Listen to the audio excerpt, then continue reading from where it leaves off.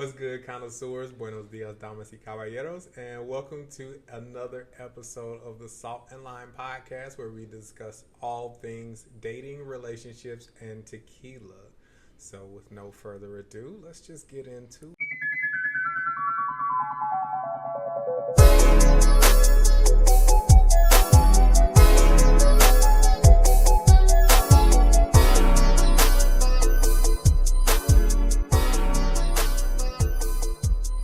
Let's just get into it. So, what are we trying today? Today, we are trying one of my favorite tequilas. This is the tequila that I found in the States. That the first tequila I found in the States that made me feel like I could find good tequila in the States. And okay, so I already know it's an añejo because it's dark. It's really dark. Yeah, it is dark, and I like it. It is Adictivo Añejo. Adictivo. As in addict? Addicted? As in addicted. That's not good. Yes, this is aged in oak barrels from France, and it is delicious. Okay. What, just France, never in Mexico? No, it's made in Mexico. But it's aged in France. No, the barrels come from France. Oh, the barrels come from France to Mexico. Yeah. So they ship the barrels from France. I was a little confused how we got Mexico, there. Okay. And they age it. They create it and they age it in Mexico. Okay. Is it extra aged? And I'm not going to attempt that word. It's just extra. Yeah, it's just extra. Okay. Right. I ain't gonna say the other word. You was trying to jazz it up. You was trying to sprinkle a little razzle dazzle, and you said that's strange, so I'm not gonna use that anymore. Yeah, extraño is strange. But it sounds really Spanish. Or if you say te extraño, that means I miss you. I don't miss that. I've never tried it yet. Yeah. Okay, so just extra. Extra. Adictivo. But it is addictivo. Addictive. And it is. It is quite addictive. If you say so, we gonna find out. Wait a minute. There's liquor in the top. Yeah. There is a shot of alcohol. Actually, this looks like a double shot. Maybe even a triple shot. Oh, wow. But yeah, it's in the top. The liquor that keeps on giving. Yes, it is. I know you always talk about my pores. I was saying to myself, don't say anything. You say something every episode. You do say something every episode. I didn't say nothing. I'm growing. No. I'm growing because I know if I leave it, it's going to get gone anyway. Exactly. So I'm not going to say nothing. Put on your big girl panties. I got it. Let's get into this Adictivo. Adictivo. Yes. Okay. Oh, salute. Salute. Now I know why you say it's your favorite. I do. This is easily one of the smoothest tequilas. It's so smooth. There's like no burn nowhere, but it has a lot of different layers to it. Yeah. Caramel being one of them. I can actually taste the oak, and it's kind of sweet. It's actually one of the sweetest ones that I remember. Yeah. Yeah, you don't mix this with it. Well, you don't mix añejos anyway, right? No, I don't mix añejos at all. Okay. I pour them in a whiskey glass and drink up and have a good time. So I wanted to get into something because we did have some viewer feedback about like the salt and lime. Okay. You don't use salt and lime when you drink tequila. Why don't you? Because I drink quality tequila that doesn't require salt and lime to mask the horrible taste. So so then let's go back a step. What's the purpose of the salt and the lime? It's to mask the horrible taste. That doesn't make sense to me because if it's a horrible taste, why are we drinking it to begin with? Because it gets you drunk. Oh, okay. It's an alcoholic thing. Yeah. Okay. Yeah. All right. I thought it was a part of like enhancing the experience of the tequila. I didn't realize it was a whole masking sort of thing. Yeah, it's so you can tolerate how bad the tequila tastes. Oh. So that you can get trashed. You can get absolute shit-faced drunk. Oh. And not have to worry about this actually tastes good. I like this one. Yeah. I do like it. Yeah. So I actually learned that in Mexico. I learned that from Mexicans in Mexico. That's the reason they use the salt and the lime. Because I was why not just one? Like, why not just the lime? I don't, because you don't need lime. I couldn't imagine drinking lime with this or having lime. No, with I mean this, for call it let's say tequila. it's cheap tequila, Okay. right? And you want to mask the taste of the tequila. Why not just the lime? What is or do you know? Is there a significance with the salt and the lime? I don't know. I think Americans just like salt. He gonna blame this on us. Yeah, because it is a very American thing. Oh, so you don't see it much in Mexico? No, not at all. They just drink alcohol. So the Mexicans don't do the salt and the lime? Not at all. Oh, At wow. least not any Mexicans I hung out with. No, they just pour glasses of tequila because they And drink they just good drink. tequila or mezcal or aguardiente or Wow. whatever their alcohol of choice is. Yeah, Okay. they don't do the salt and lime. I'm gonna take a deep dive into that. That's interesting. Mexicans don't typically do that. That's a very American thing. So yeah, so Mexicans don't do the salt and lime thing. They just pour up and drink and dance and have a good time and convince you to stay at a party until 8 o'clock in the morning and then complain when you try to leave, even though you've been partying consistently for 16 hours. So it kind of doesn't surprise me. I remember when I moved out to California and our neighbors, we were talking about Mexican food. Yeah. And a lot of the Mexican food that we label as Mexican in the States isn't really Not Mexican at all. food at all. Yeah, so I could burritos, see that. The tacos we eat, like Yeah. crunchy hard shell tacos, not a thing. I didn't know that. Tostadas are a thing, but Not the way that we do not what them. we have here. Yeah. Yeah. Okay, so that's the thing with the salt and lime. I'll have to do even more research. That's fascinating. But yeah. There's nothing you get at Taco Bell is That was my first experience authentic with Mexican food. Yeah, nothing you get at Taco Bell is authentic Mexican food. So true story, when I moved to California, me and some of my friends went out to a true Mexican restaurant. Yeah. I was really hungry, and so I ordered 2 burritos, and the waitress was like, "Oh, that's a lot of food." And I'm thinking, mind your business, right? So I'm like, okay. And so she said it again. She's like, "You sure you want 2?" And I'm like, "That's what I said." So okay. It was as big as the plate. Oh yeah. I didn't know that. I'm Yeah, 'cause expecting they a burrito the size of the Taco Bell No, burrito. because their burritos, they have like Everything in them. pizza size tortillas. It was pretty. The That they burrito wrap 'em itself in. was probably like that. yeah, that it's big. as big as the plate. It was as big And as the one plate, of the and I big ordered plates. 2 of them. Yeah. And so when she saw my face, she goes, "I told you." Yeah, Like I and told then- you. And then like the rice and lettuce and It was everything in there. and peppers. But that and- was my first taste of the differences. Yeah. Like, oh, this is authentic stuff, and this is huge Yeah. versus that $2 joint I got at Right. home. Yeah. No, it ain't. No, Taco Bell is not authentic Mexican food. Okay, so the salt and lime thing is Americanized. Yeah, salt and lime is Americanized. Our celebration of Cinco de Mayo is Americanized. There's just a small town in Mexico that celebrates Cinco de Mayo, like a very small town. Wow. in So the Mexico. boundaries there are blurred between what's really Mexican and what we have. Yeah, so there's Mexican food, like authentic Mexican food, and then there's Tex-Mex, which is Americanized Mexican food, which is what you'll get at most restaurants here. But yeah, you go there, no, it's not anything. Wow. Yeah. The blurred lines are crazy. Yeah. Speaking of blurred lines, our subject today is about in-laws. So in-laws and boundaries in trying to establish who comes first, your spouse or your family of origin. Okay, so let's get into it. So is there a struggle between spouse and family? Not for me.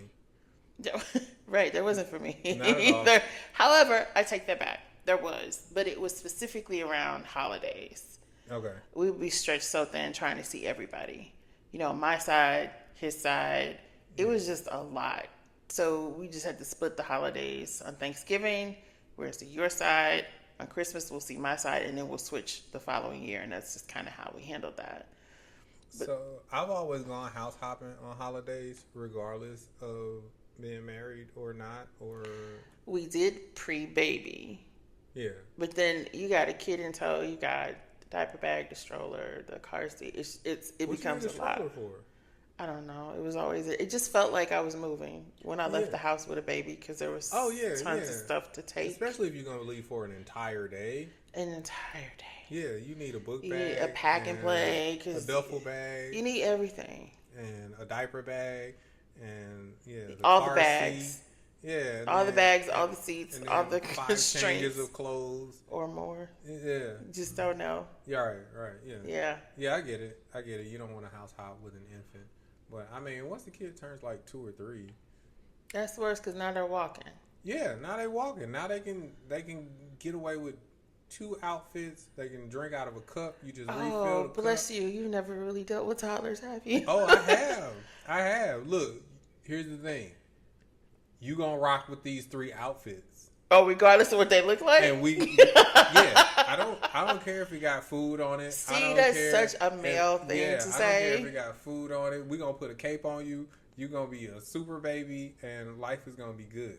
Men do not care what babies mud, look like. No, because the babies look like us. I don't care what I look like when I come home. If I've been out playing around, like I really don't care. being at I'll the never park, forget my husband had our kid in a sweatshirt that was 2 sizes too small, shorts, and some cowboy boots because he couldn't convince him to put the other shoes on. And I'm like, convince him? You just put his shoes on. And why y'all out here like looking like all the seasons?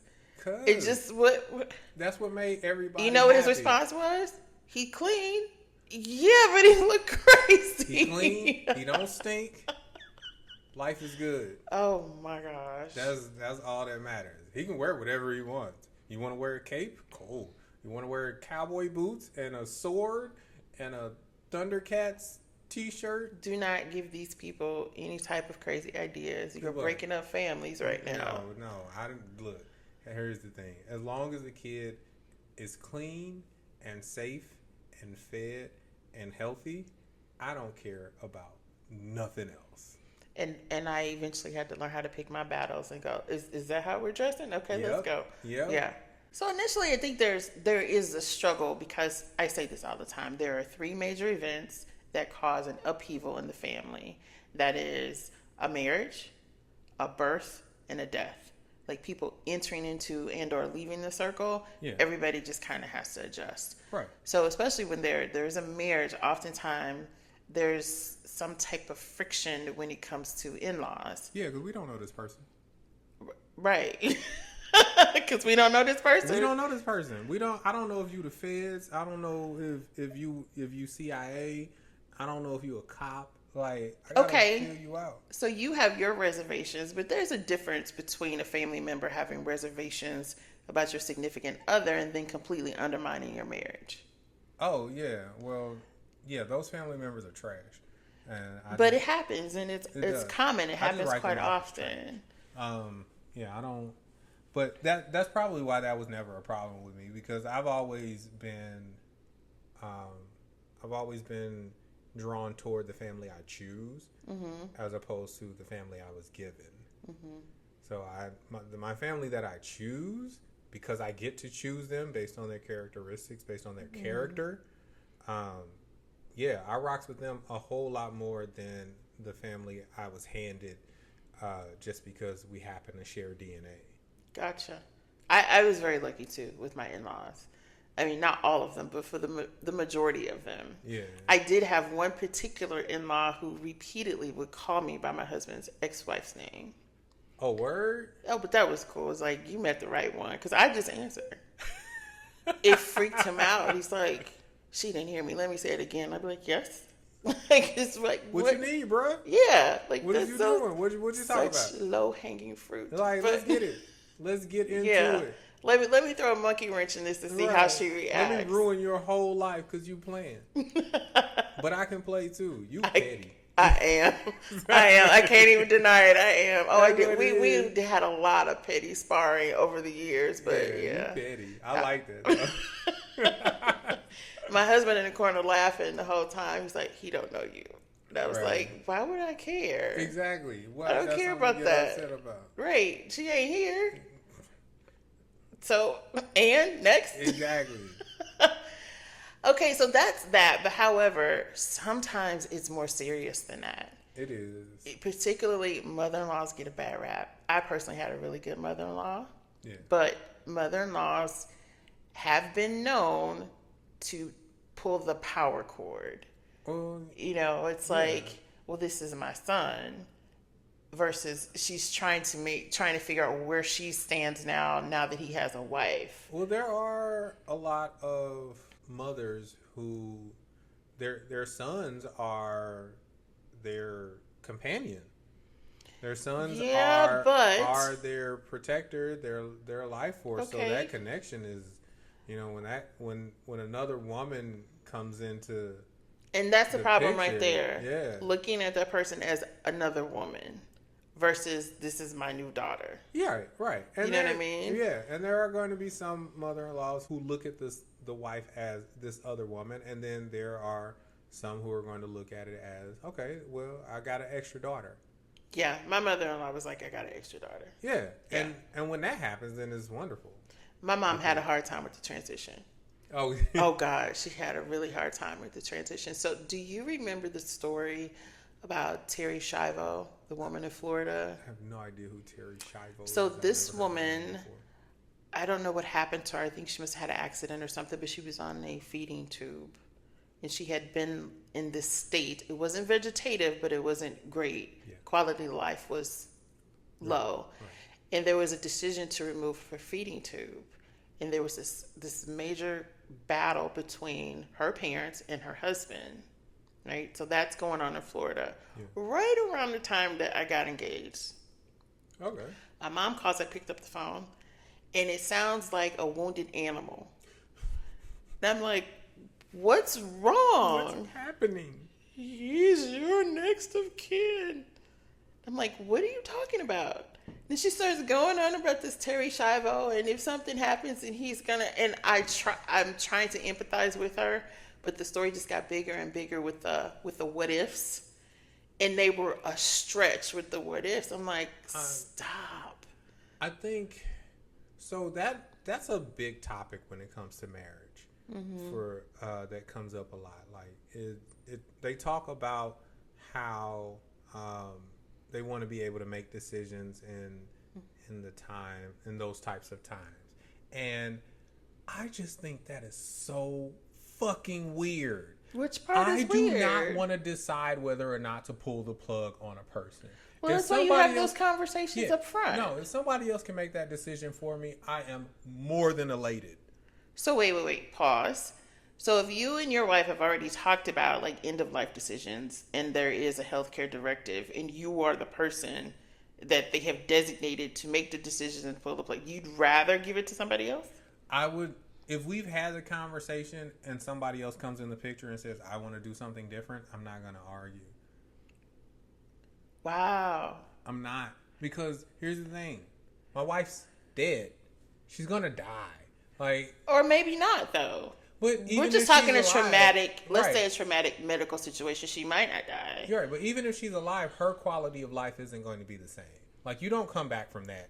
You're talking specifically about the situation I named. Yeah. Okay. Yeah, your quality of life isn't going to be the same. Now, other situations, health directives or whatever, they usually consult whoever has the power of attorney. It's less dire when it comes to that. Mm-hmm. The people are less argumentative when it comes to, less. Oh, no, they're not. Oh, really? No, they're not. They're not. It's less about what's actually happening and more so about the power dynamic. Like, well, I birthed her. Yeah. Well, I'm married to her. Yeah, she's my mom. Yeah. So everybody has a stake in what happens, and then those people don't agree. That's why it's really important to write these things down about how you want things to go for yourself. Yeah. Because then whoever has you, the hospital, they have to follow that over, what your people are saying. But it can be very complicated. Yeah, I just think if I'm incapacitated or dead, I'm not gonna care. I don't care. Dead, they don't have no decisions to make. Well, no, I mean, if I'm incapacitated or you mean brain dead, but still right, okay. Brain dead. So like, if somebody decides to pull the plug on me, mm-hmm. and somebody else thinks it's prematurely, I'm dead. I don't care. Mm-hmm. Or if somebody wants to have a funeral that's at a church, or somebody wants to have a funeral at a park, I can't attend. It's a party I can't You are attend. going to be there. Your remains are going to be there. Right. My rotting corpse is going to be there, but I'm not going to be there. Yeah, you don't have no stake in the game. So care. Those ceremonies are for the people that are left behind, for sure. And I think it's helpful to write everything down just to squash a lot of things. I think if the people who are left behind want to argue over something like that, they are well within their rights to argue over something like that. I'm not going to try to prevent it. And I'm also not going to pay a bunch of money right now so that you all can have a party for me that I can't attend. Are you talking about a funeral? Yeah. I'm not. Or a memorial service. Or memorial service, whatever you want to do, you pay do for it. Because it's for you. I don't care. You don't care? I have no skin in that game whatsoever. So you don't care about being buried or cremated and all that stuff? I have no dog in that fight. Whatever you want to do, if you want to feed my corpse to a wild pack of wolverines, go for it. Do whatever you want to do. I'm not coming back. Well, this is true. I'm not Jesus. I'm pretty sure I'm not Jesus. Pretty sure? I'm pretty sure. I'm pretty sure you're right. And if I am Jesus, then I can heal myself if I do come back. Stop. I'm good. Reel it in. Life is great. I'm not worried. So in regards to in-laws and with all of that water being murky, I think it's really important to set boundaries like from the beginning, like up front. Yeah. You know, because sometimes mothers can do things like they know that it's family day, but then suddenly I have an emergency. I need you to come. It's like you don't have an emergency every single week at this exact day, at this exact same time. Right. Or what you're asking for, I can still do it, but we can do that later. And I need you not to cry about it. Yeah. You know, because that whole guilt thing, there comes a time when you have to set boundaries with the in-laws. Yeah.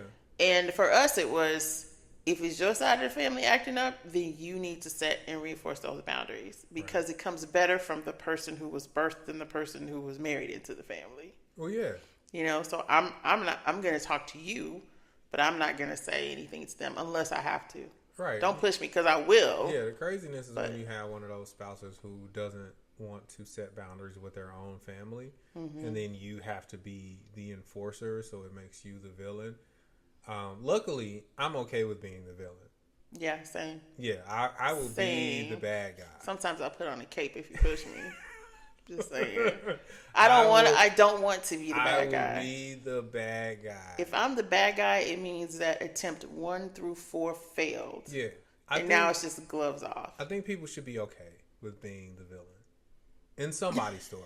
I Because think really. Let me guess. You're going to punch somebody in the face. I'm happy. That is the best day for me because then I get it out. Like we fight. You know, we don't have to come to fisticuffs. I think we do. We don't. You just set them straight and that's it. I think fighting is healthy. For who? I think it's unhealthy to not fight. I think No, it's sir. unhealthy to hold all of that stuff in. You don't have to hold it in, but you don't have to slug it out either. So how else do you get out that aggression? Who said it was aggression? It is aggression. It's not. It's a conflict. A conflict is that needs to be resolved through talking and setting and reinforcing boundaries. Yeah, but sometimes that don't work, and you just got to. You just want to punch. You just want to punch somebody because in the face. Because it's easier. Look, it's frowned upon. Yeah, I know it's frowned upon, which sucks. But you know, it is what it is. Boundary setting is good and it works. And boundary setting is good and it works, but if you enforce it, because you can set a boundary and not enforce it. We don't have an outlet for our aggression, and we do have aggression. Everybody has aggression to a more or lesser degree. Everybody has aggression. To a more or lesser degree. I feel like your aggression number is kind of up there, but you just hold it in or rein it in real good. If we don't have an outlet for our aggression, it drives us crazy. Okay. We that outlet is using your big person words. No, words don't do it for me. I need physical. I need movement. So it's a Marcus thing. No, it's a human thing. I don't need to slug somebody in the face. Well, that's because it's also a man thing. So it's a human thing, but it's also a man thing. With women tend to get their aggression out with gossip and innuendo. There's literally a study on it. There's a study on it. Yes. I want to see that study. Yes. Offline. We're going to talk about that study. Yeah, there's a huge study on it. Women tend to get their aggression out with gossip and innuendo and character destruction and spilling tea and reading people for blood. Yeah, we're going to have a conversation. Okay. And I'm not you and I'm just saying if there's an issue and there's a conflict, we are going to have a conversation. Yeah, I don't mind confronting, having like the hard conversations. Or we can talk about it after. After what? After you punch them in the face? Each other. I'm gonna need you to see somebody. But I need to be calm. No, I need physical activity. Like I need a physical boxing outlet gym? for my aggression. Yeah, I go to boxing Okay. gym. Yeah, but hitting Not the bag people. isn't as satisfying as hitting a person. What if the bag is shaped like a person? Still Not the same? The bag doesn't move. You're not The bag hitting it doesn't hit right. back. Well, it doesn't hit back. Yeah. But it does move. Yeah, it does. But I can't. We got extra points for knocking the bag It's down. really easy to outsmart a bag. Okay. Okay. There's just something satisfying about conquering another person. For me, that's verbally. That's the exact So thing you that I'm don't talking need to about. slug it out. No, you don't need to slug it out. I don't need to slug it out. I need to slug it out. I can sit you down without touching you. Exactly. So it's the same thing. Yeah, you get that's literally what But I I don't just think said. it's aggression, though. It's more that is of definitely aggression. I just need you to back up off me. Like, especially if I've already stated multiple times, like, hey, you're crossing a boundary. Scientifically, psychologically, that is aggression. Is it aggression? It is aggression, and your outlet is character destruction. Not gossip. character destruction. When you make a person feel small, Not making you feel small, but proving my point to the point that you've got no rebuttal. yeah, and they feel small. Well, I ain't got no. It's not my fault how you feeling about what I'm saying. If what I'm saying is true, then it's just true. How you handle the truth, that's a you thing. Right, but that is how you get your aggression out. I don't think it's aggression. It is I'm feeling definitely aggressive aggression. now. You don't like the word aggression, and that's okay. I don't. But that is how you get your aggression out. It's not that I don't like it. I just don't think that I feel like I'm very assertive. Assertive is aggressive. Aggressive is assertion to like the 10th power. They walk along the same lines. They Okay, parallel I'll agree each other. there. I will agree there. They're first cousins. Yeah, All right. They parallel That's each fine. other. But I don't feel like I need to punch anybody in the face. Well, no. But I will if I have to. Of course not, because you have your outlet in other ways. Okay. If I do that, if I decide to talk out my aggression, it just feels feminine. What? It just feels feminine. I'm not going to invalidate your feelings, but you do understand that you're saying communication is feminine. No, not communication. Okay. No, I can communicate very well. All right. Okay, so what's the difference? If you're communicating and that's not feminine, why is talking out your aggression suddenly feminine? Because there are... Or are you... I'm sorry, I didn't mean to cut you off. Go ahead. No, go ahead. Are you associating aggression with manliness? Masculinity? Thank you. I couldn't find a word. Yeah. So heightened levels of aggression is a masculine trait. It just is. Okay. Along testosterone lines, I get that. In every species. Okay. Heightened aggression, heightened physical aggression is a masculine trait. So much so that in a lot of species of animals, heightened physical aggression... Explain clownfish then. Wins the woman. Well, sometimes those women turn into men, and you especially talked about different species. Well, okay. Okay, I'm sorry. I just threw that in there. You're like, don't do that. If we're going to cherry pick the exceptions. All right, it is an exception. It is very much an exception. But I did flip out when I found that out. There is a particular species of fish that if the balance is off in the group, the female will go into a reef. She eats a whole lot, and then all of a sudden comes out a male.